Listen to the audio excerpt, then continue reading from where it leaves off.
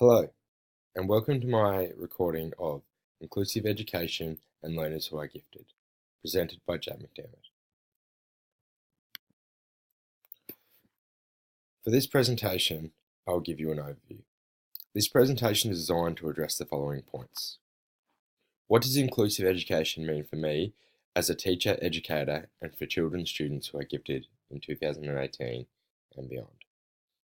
It will include a definition of inclusive education, my own beliefs surrounding inclusive education, how to identify gifted learners, a review of my current School of Employment practices for inclusive education and gifted learners, relevant legislation and documents, and ways in which we can improve inclusive education for gifted learners.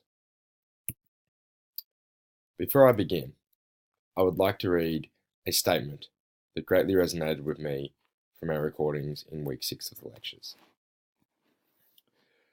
The education system in Australia largely ignores the gifted child while focusing on the struggling student.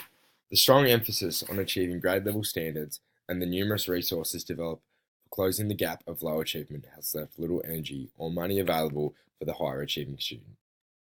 This occurs because of the myth that the high achiever can take care of themselves to be successful. Some of these students can do school well and they do what is requested of their teachers. Others that are also categorised as gifted are difficult, bored with school, seem to lack focus and any sign of engagement or enthusiasm, or hide their ability to fit in with peers.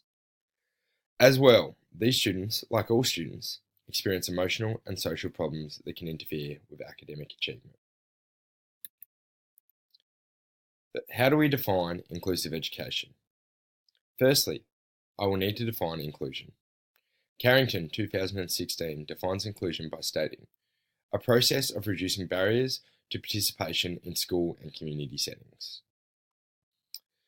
The Department of Education, Science and Training give a definition of inclusive education that states, an inclusive education system enables all students to be welcomed, accepted and engaged so they can participate, achieve and thrive in school life. UNESCO also states that addressing and responding to a diverse range of needs also encompasses inclusive education. My own personal beliefs. My own personal beliefs surrounding the topic of inclusive education are very strong.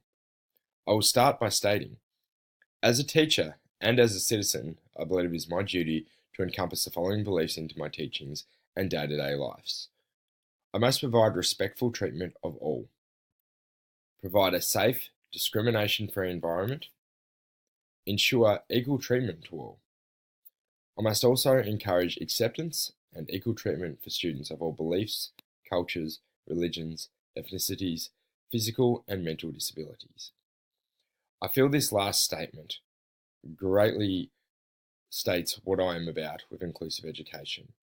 For all different levels of life, all different modes, cultures, religions, ethnicities, physical, mental disabilities, it is important to be respectful, to ensure equal treatment, and to provide a safe environment.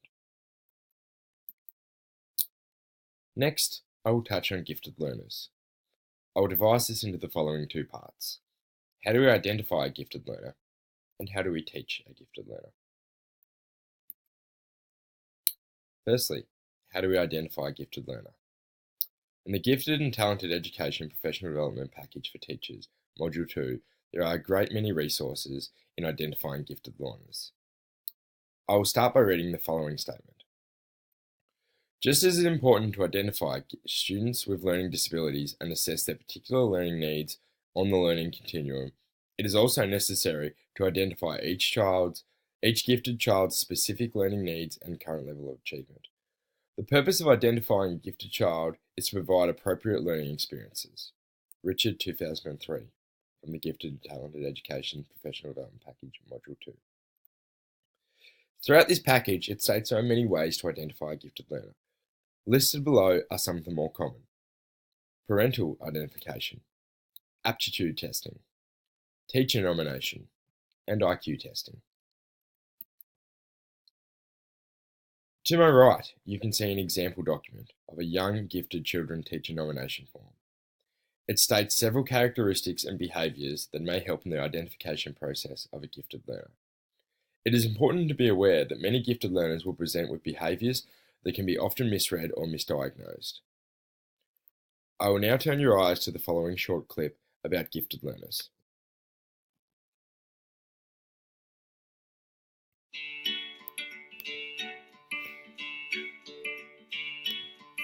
Imagine you are teaching your class when you notice one of your students seems to be daydreaming and uninterested in the lesson. When individual study time comes around, you notice the same student not completing the work assigned. This lack of motivation and underachievement may be a sign this student is gifted. This can be assessed and determined using standardized achievement tests and cognitive or intellectual ability assessments. How do gifted students learn, you may wonder? Well, that depends on the individual. Each student learns differently. Some may need a rapid pace of instruction to keep their minds moving, while others, a slower pace can help indulge their appetite to know. Keeping a high degree of difficulty in the context that is more complex, abstract, and open-ended above the grade level can help challenge and motivate gifted students' minds. What support systems can be put into place to ensure that gifted students can reach their full potential without being alienated? A supportive and trusting teacher-student bond is key to the student's growth and development. In order to create that bond, certain teaching strategies can be used to aid in their achievement. Using open-ended questions rather than closed to promote complex thinking and draw attention to their own thought process. Listening. Approach their level, make eye contact, and repeat back what the student says to validate their answer and reassure you are paying attention to them. Praise and valuable feedback, using statements that support learning by acknowledging their actions to help drive reflection of their thoughts. Encourage risk-taking and that failure is good because it allows growth. Type 3 enrichment programs specifically target the interests and strengths of that student, providing the opportunity to choose their own preferred learning style and area of interest and passion. These may require yourself as a teacher to do a little extra research on the student's topic of interest in order to continue to challenge them. According to Klassen 1995, underachieving students frequently report peer influence as the strongest force impeding their achievement. To avoid alienation, allow for personal choice during group activities to provide a shared interest among peers.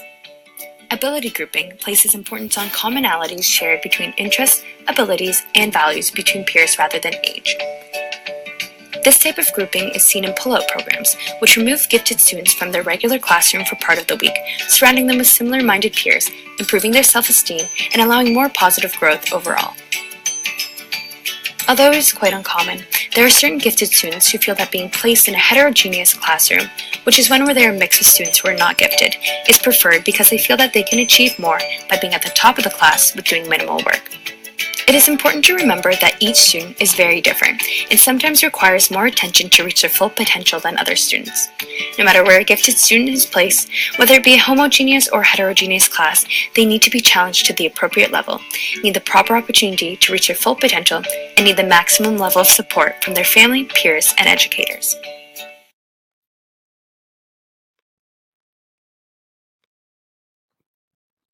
What a wonderful video that encompasses what gifted learning is all about. How do we put this into practice? I will start by reviewing school policies regarding inclusive education and gifted learners. I've chosen to do this by interviewing Leanne Smith, our student support worker at my current school of employment. Hi, my name is Jake McDermott, and today I have the privilege of interviewing Leanne Smith about the inclusive practices she has within the school she works with. I'm going to hand it over to you, Leanne. Okay. Look, I'm the learning support teacher and coordinator at our school. My main role is to liaise with parents and teachers to determine the needs of students with disabilities or difficulties in the areas of academic, social, emotional and physical development. Awesome. At our school, we embrace the inclusion of all students. The inclusion of students with additional needs enhances our school community. I liaise with classroom teachers and parents to ensure reasonable adjustments are made to remove barriers and address the needs of students so that everyone can access curriculum and participate on the same basis as their peers. That's great. I ensure the school maintains all the paperwork and records for the NCCD, which is a nationally consistent collection of data for students with disabilities. At our school, all students have an individual learning plan. The ILP records the student's current level in all subject areas, assessment tasks, and due dates and the student learning goals for the term. Great. Students' learning is divided into two sections, My Place and Our Place time. In My Place time, students work on individual programs, such as math pathways. They work at their own level of ability and at their own pace. This supports all students, including students with disabilities and gifted students. Our Place time involves whole class and group work. Our teachers have had training in differentiating learning activities and assessment tasks. There is scope for gifted students to be challenged. Awesome. Well, yeah, I really like that you mentioned gifted students there. I was just wondering if you'd be able to further elaborate on how this school would cater for gifted students. Okay, look, we do have gifted students who also have a disability. Yeah. Mainly students with on the autism spectrum disorder. Yeah. And we would have to support them with their personal and social skills and with their executive functioning. Yeah. There can also be gifted students who have dyslexia. Yeah. And so, we would have to support them with perhaps some technology, assistive technology, so that they can express what they know. Yeah. And basically, for the students with disabilities, we have documented individual education program, also education plan, and it's developed for every student with a disability, listing the concerns, any concerns and any adjustments that we make for them. Yeah, awesome. Now, probably you have highlighted the fact that what do we do specifically for gifted? Yeah. And probably, in a way, it is catered for in the curriculum. Yeah. In that teachers there is acceleration of learning through the My Place time, and also teachers are mindful to make sure that the curriculum is enriching for everybody, and that there is because it is often an overlooked area. Because students will perform at a level, and because they're competent, we tend to not worry about it as much. But it seems like this school actually does have things in place. It does, because with the differentiated, like the whole class learning, there is it is differentiated that for the gifted students that they will be challenged as well. Awesome. So that does happen. I guess my job is mainly to do with students with disabilities. Yeah. But there can be gifted students in amongst that group, in a cohort as well. Awesome. All right, I appreciate the talk. Thanks for your time. Relevant legislation regarding this. At the international level, the following three milestones in particular have been pivotal for the inclusive education movement: the Universal Declaration of Human Rights, Convention on the Rights of the Child, Salamanca Statement and Framework for Actions on Special Needs. In Australia, these ideals and commitments are enacted through a range of human rights initiatives and anti-discrimination laws, such as the Disability Discrimination Act of 1992 and the Associated Disability Standards for Education, otherwise known as the DSA. Teaching standards. There are many teaching standards that can encompass inclusive education. I have chosen to focus on 1.5 and 1.6. 1.5 states, differentiate teaching to meet the specific learning needs of students across the full range of abilities. It tells us that we must demonstrate knowledge and understanding of the strategies for differentiating teachers to meet the specific learning needs of students across the full range of abilities. 1.6 states, strategies to support full participation of students with disability. It also states, demonstrate broad knowledge and understanding of legislative requirements and teaching strategies that support participation and learning of students with a disability. In summary, what does inclusive education mean for me as a teacher and for children who are gifted in 2018 and beyond? It means I must encompass all these beliefs that I have currently touched on. It means I must be respectful. It means I must strive to always keep up to date with the relevant knowledge and legislation regarding this topic. Thank you.